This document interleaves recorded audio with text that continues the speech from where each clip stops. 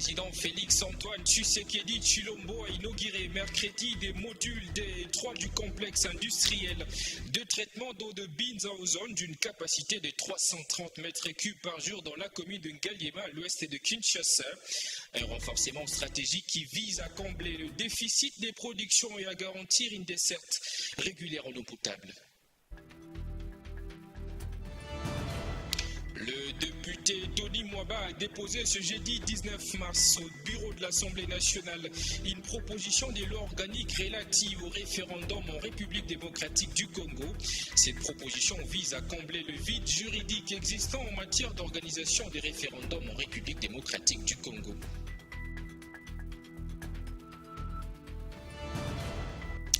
La RDC et le Rwanda se sont mis d'accord sur une série de mesures coordonnées visant à désamorcer les tensions et à faire progresser la situation sur le terrain. Ces efforts comprennent un engagement mutuel en faveur de mesures concrètes de respect de la souveraineté et de l'intégrité territoriale de chacun.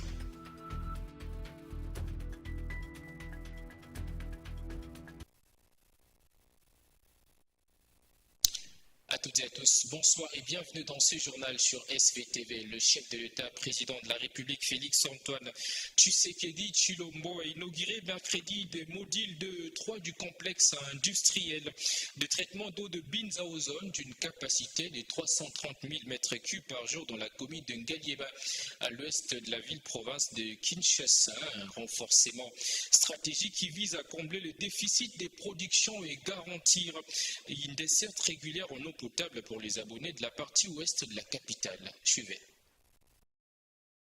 Un gigantesque complexe industriel de traitement d'eau. L'ouvrage qui sort des terres ici au quartier Binza Ozone, dans la commune de Ngaliema, est simplement éblouissant. Avec une capacité de production journalière de 110 000 m3 d'eau, l'usine n'est pas un édifice de trop. Sa mission, augmenter substantiellement la production d'eau potable qui jusque-là était largement inférieure à la demande potentielle des abonnés de la partie ouest de la capitale. Ozone va traiter et fournir de l'eau potable aux populations des communes de Ngaliema, Mongafula, Kimtambo et Selembao, des municipalités dont la plupart des robinets ont longtemps servi de simples décors aux utilisateurs. Véritable pari gagné pour le chef de l'État, Félix-Antoine Tshisekedi Tshilombo, qui, à travers ce geste de haute portée sociale, vient de lever le drapeau blanc, mettant ainsi fin à la guerre de l'eau dans une bonne partie de la ville de Kinshasa. Excellence, Monsieur le Président de la République, chef de l'État, cette œuvre est la vôtre. Elle est la matérialisation de votre vision. Alors que la nature nous a doté d'immenses réserves en eau douce, plus d'1 500 000 personnes ont eu de la peine, durant 10 longues années, à accéder à l'eau potable au robinet en quantité suffisante et de bonne qualité. Une unité supplémentaire ultra-moderne de captage, de traitement et de distribution d'eau, fruit d'un partenariat entre le gouvernement et la Banque mondiale, dont le financement s'élève à 72 millions de dollars américains. Une initiative louable qui s'intègre parfaitement dans la vision du chef de l'État, Félix-Antoine Tshisekedi Tshilombo, fondée sur l'humain et son bien-être. Au nom de la Banque mondiale et de son directeur des opérations absent du territoire national, cet investissement fait partie du projet de développement multisectoriel Résilience urbaine de Kinshasa. L'expansion et la croissance démographique de la ville de Kinshasa constituent un défi important à la fourniture de services urbains à ses habitants. La réalisation de cette première phase va desservir près d'1 500 000 abonnés. Elle a 3 fois la capacité de celle de Lemba Imbu qui donne 35 000 m3 par jour.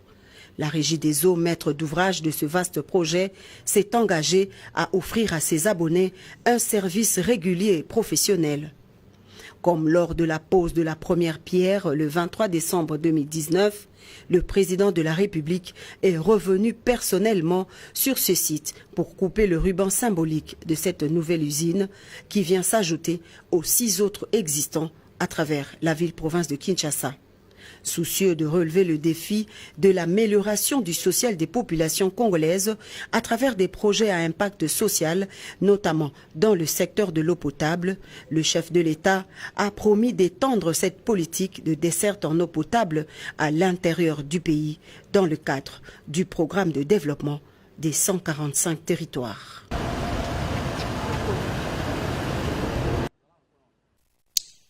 Accorder à la femme la place qui lui revient au sein de la société et encourager sa participation active au développement du pays et de continent. Ceci est un signal fort de la République démocratique du Congo lancé à l'Afrique. Les échos de la gouvernance et la première ministre et chef du gouvernement congolais, Judith Suminwa Tuluka, dépassent aujourd'hui les frontières. Suivez.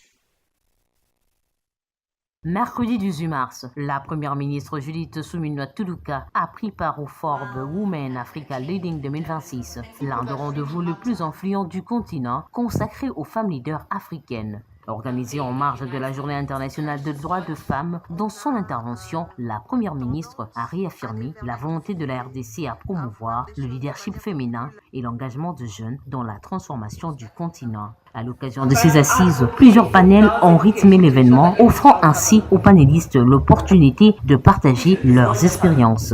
C'est vrai qu'il y a des changements aujourd'hui. Nous avons heureusement des hommes comme le président Tshisekedi, aujourd'hui le président de la République démocratique du Congo, qui est le champion de la masculinité positive et qui justement pousse. Mais nous sommes, nous les femmes en tout cas, confrontées à un différent nombre d'obstacles, notamment les obstacles culturels qui font que on vous a appris que la femme ne devrait pas être mise en avant, que la femme doit rester en arrière. Toute cette lourdeur culturelle peut aussi bloquer en fait le processus. Créé en 2012, Forbes Africa sélectionne des personnalités sur la base de critères tels que l'impact social, l'innovation, la gouvernance, les chiffres d'affaires, le potentiel de croissance et la créativité. Après sa démission au poste de deuxième vice-président du Sénat, l'opinion publique s'interroge sur l'avenir de l'élu de Cabaret et président de l'FDC, Modeste Bahati Lukwebo. Et pour répondre à cette question, notre rédaction vous propose cette réflexion faite par Crispin Chibasu Chimpanga. Suivez. Malgré sa démission au poste du deuxième vice-président du Sénat, le 18 mars 2026, Modeste Bahati Lukwebo a déclaré ne pas opter pour l'opposition, réaffirmant sa loyauté au chef de l'État. Pour les observateurs avertis, en prenant la décision de s'opposer publiquement au changement de la Constitution, le président de l'FDC, Modeste Bahati Lukwebo, avait déjà scruté l'horizon pour analyser les conséquences de son acte. Politicien de longue date, Bahati Lukwebo ne semble pas être surpris de la tournure des événements. Tout semble être calculé d'avance. Et son refus de déclarer ouvertement les divorces avec le pouvoir ressemble à une stratégie bien peaufinée pour garder le contrôle des hauts cadres de l'FDC, membres du gouvernement, le mandataire, députés nationaux et sénateurs. Malgré sa démission, Bahati Lukwebo reste à la tête de son regroupement politique AFDCA au sein de la coalition au pouvoir. L'avenir politique des Modeste Bahati se dessine comme un exercice d'équilibre entre le maintien de son influence au sein du pouvoir et la gestion des tensions internes à sa coalition. Son avenir dépendra de sa capacité à reprendre en main son regroupement dont plusieurs sénateurs se sont désolidarisés. En définitive, l'avenir politique de Modeste Bahati ne semble pas se situer dans l'opposition, mais plutôt dans une forme de retraite tactique pour mieux se positionner comme un allié indispensable mais critique au sein du pouvoir. Je l'ai dit au sommaire, le député national Tony Mwaba Kazadi a déposé ce jeudi 19 mars au bureau de l'Assemblée nationale une proposition de loi organique relative au référendum en République démocratique du Congo. Cette proposition vise à combler le vide juridique existant en matière d'organisation des référendums en définissant un cadre clair, transparent et sécurisé pour l'exercice direct de la souveraineté par le peuple, dit l'élu de Lukunga Kinshasa. Kinshasa dans sa lettre de transmission de la proposition. Il s'agit d'une initiative forte qui intervient dans un contexte de relance de débats autour du changement ou de la révision de la Constitution en République démocratique du Congo. Cette option est prônée par le parti au pouvoir et ses alliés, même si officiellement le chef de l'État Félix Tshisekedi ne l'a pas encore décidé. La République démocratique du Congo et le Rwanda se sont mis d'accord sur une série de mesures coordonnées visant à désamorcer les tensions et à faire progresser la situation sur le terrain. Ces efforts comprennent un engagement mutuel en faveur de mesures concrètes de respect de la souveraineté et de l'intégrité territoriale de chacun, les désengagements programmés par les forces rwandaises et la levée de mesures défensives dans des zones définies du territoire congolais, des efforts intensifiés assortis d'échéances de la part de la République démocratique du Congo pour neutraliser les FDLR ainsi que la protection de l'ensemble des civils.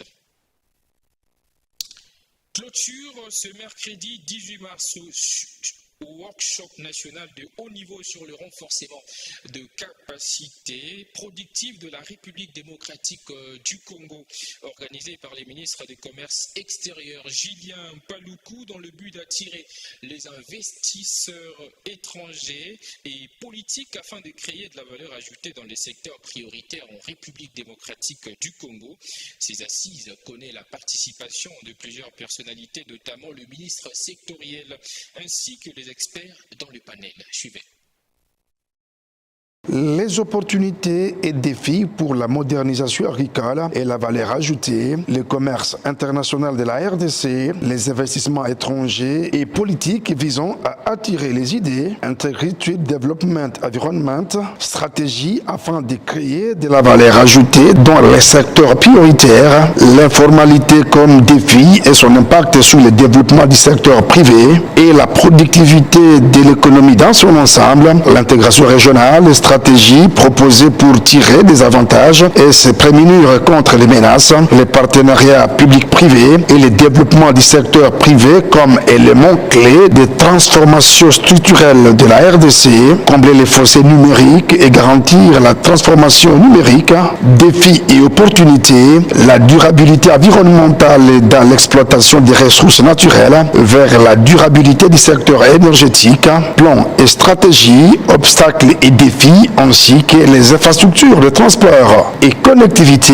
figurent parmi les thématiques abordées ce mercredi 18 mars 2026 à Kinshasa par les ministres sectoriels et les experts dans le panel à la deuxième journée des workshops nationaux de haut niveau sur le renforcement des capacités productives de la République démocratique du Congo. Par exemple, dans son exposé, le ministre d'État, ministre de l'Agriculture et Sécurité alimentaire, Mwino Nzangi, a indiqué que le gouvernement a décidé de réhabiliter les centres d'appui et de production des services agricoles CAPSA dans les 26 provinces et 15 stations de l'Institut national et de la recherche agronomique INERA, ainsi que l'octroi des subventions pour booster la production agricole à RDC. Parlons du commerce international de la RDC, défis et opportunités dans le contexte de la transformation structurelle. Jean-Lucier Boussa, ministre de l'aménagement du territoire, a insisté sur la diversification productive, l'industrialisation orientée vers les exportations et l'insertion dynamique dans le commerce mondial. Mettant l'accent sur l'économie verte, la ministre d'État, ministre de l'Environnement et Développement durable, Marie Nyangendambo, a déclaré que la RDC dispose aujourd'hui des ingénieurs forestiers qui prennent en charge la gestion des forêts congolaises.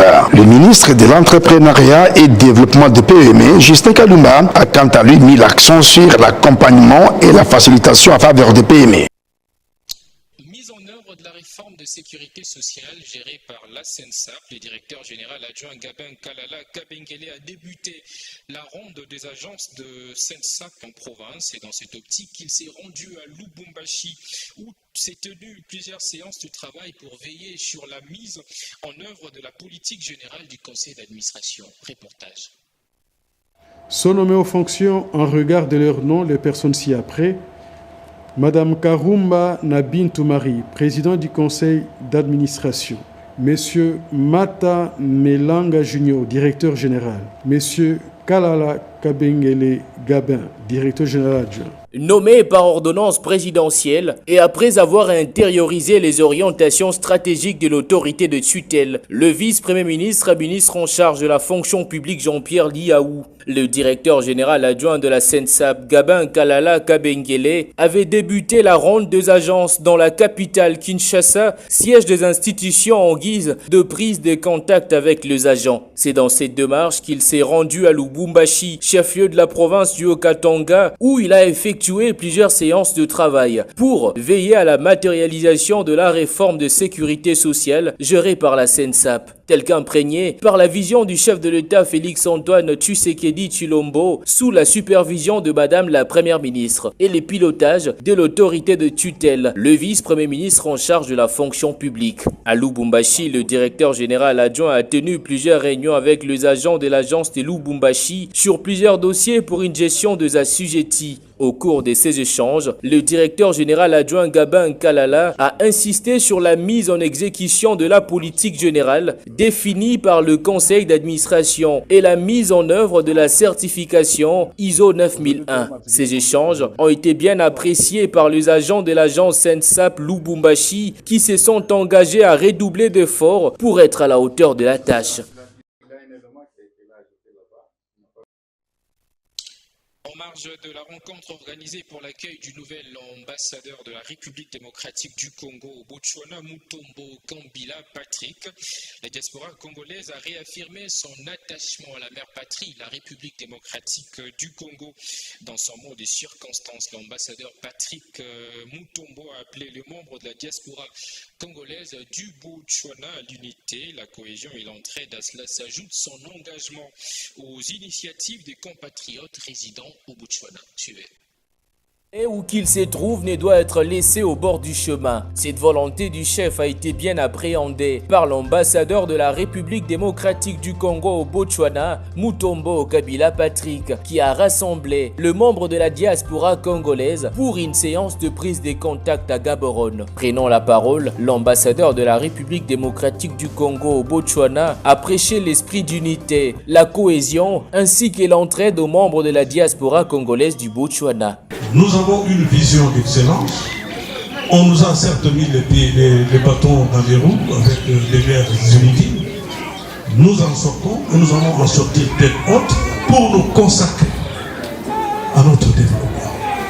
Et du moment que vous êtes cette diaspora utile, cette diaspora positive, je crois que la main de votre patrie vous est tendue. Sentez-vous à l'aise parce que nous ne pourrons pas mouiller le maillot pour mettre dans vos conditions. Organisée en marge de l'accueil du nouvel ambassadeur, cette cérémonie a scellé l'union de membres de la diaspora congolaise du Botswana. À l'occasion, l'ambassadeur Mutombo Patrick a martelé sur son engagement républicain de travailler pour le bien-être de ses compatriotes en assurant un bon accompagnement de leur initiative, selon la vision du chef de l'État, Félix-Antoine Tshisekedi Tshilombo. Cette rencontre a permis aux membres de la diaspora congolaise du Botswana de rallumer la fibre patriotique en faisant confiance aux institutions de la République, et ce dans une ambiance de convivialité à la congolaise que s'est terminée cette cérémonie.